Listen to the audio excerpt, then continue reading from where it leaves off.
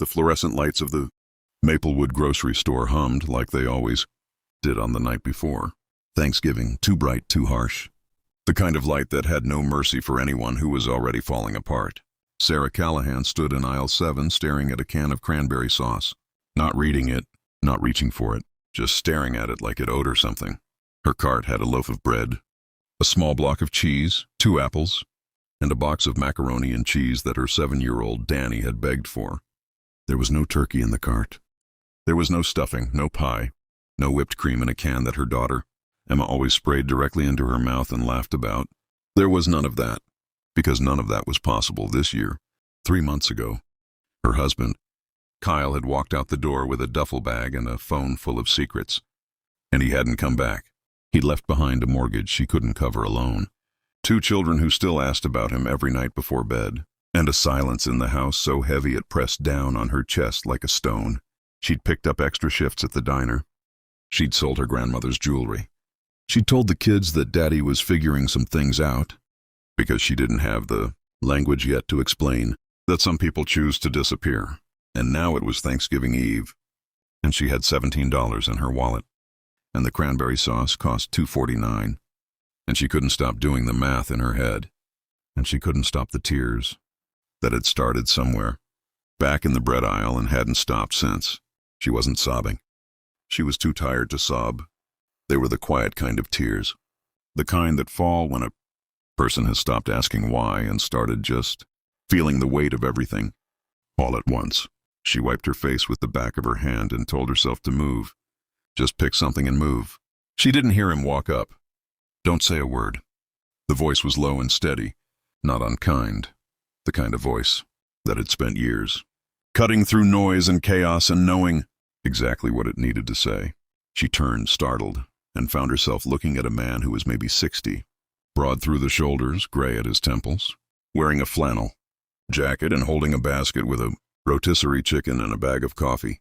His face had the particular kind of worn-in quality that comes not from age alone, but from years of running toward things that everyone else ran away from.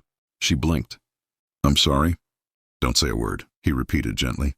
Whatever you're about to say, that you're fine, that it's nothing, that you're just tired, don't say it.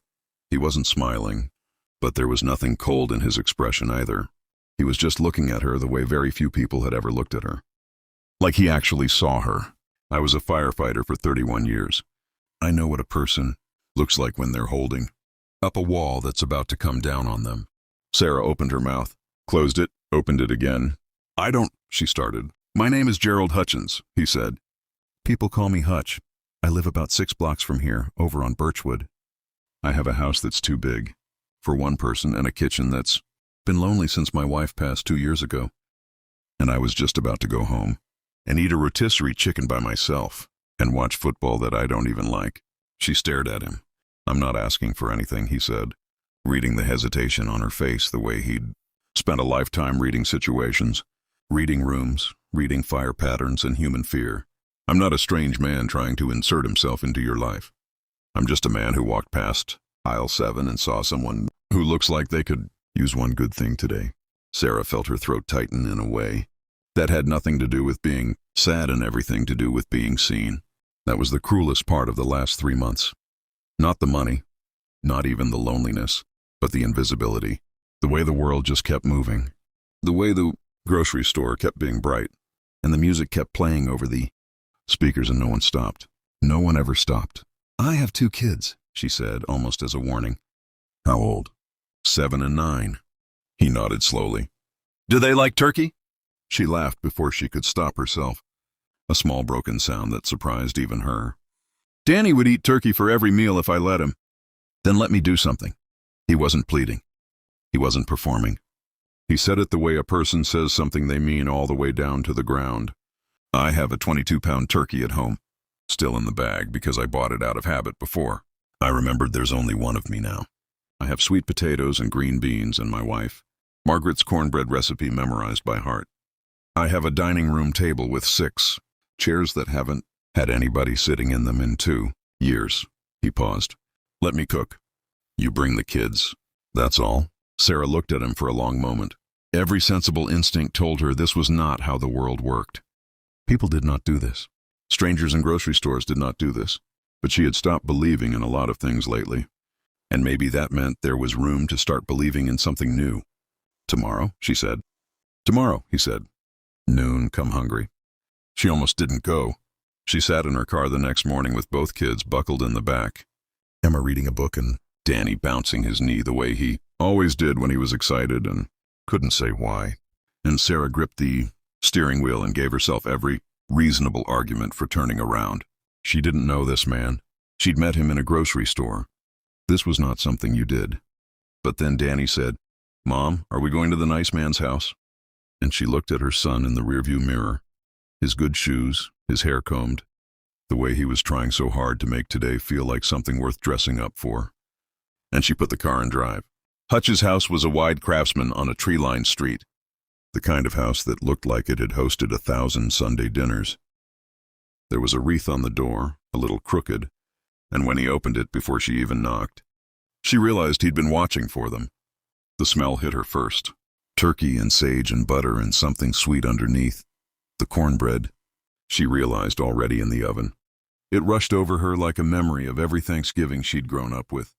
Every year before things got complicated, and she had to press her lips together very hard to keep herself composed. Come in, Hutch said, stepping back, and Danny walked inside like he'd been there 100 times. Like something in the house just told him it was safe. What followed was the kind of afternoon that Sarah would replay for the rest of her life in the way that people replay things that rearrange them. Hutch showed Danny the small workshop off the garage where he built birdhouses, and the two of them disappeared for an hour while Emma sat at the kitchen counter and watched Hutch cook, asking him questions with the directness that only 9-year-olds possess. She asked him why he became a firefighter. She asked him if he'd ever been scared. She asked him what his wife was like. He answered every question honestly. He said he became a firefighter because when he was 12 years old, a man in a yellow jacket had walked into a burning building on his street and carried his neighbor's daughter out alive, and he'd never stopped thinking about that. He said yes, he had been scared many times, but that fear and courage weren't opposites. Fear was the thing, and courage was what you did with it. And when she asked about Margaret, he paused over the pot he was stirring and smiled, in the quiet way that people smile when a memory is both beautiful and unbearable. She was the loudest person in every room she was ever in, he said. Not in an obnoxious way, just in a alive way. You always knew where she was. Emma nodded seriously. My dad left, she said, with the blunt matter-of-factness of a child who had decided that the truth was less tiring than the careful version of it. Hutch didn't flinch. He didn't offer a platitude. He just said, I'm sorry, sweetheart. That's a hard thing. And then he handed her a spoon and told her she was now officially in charge of stirring the gravy. She stirred like it was the most important job she'd ever had.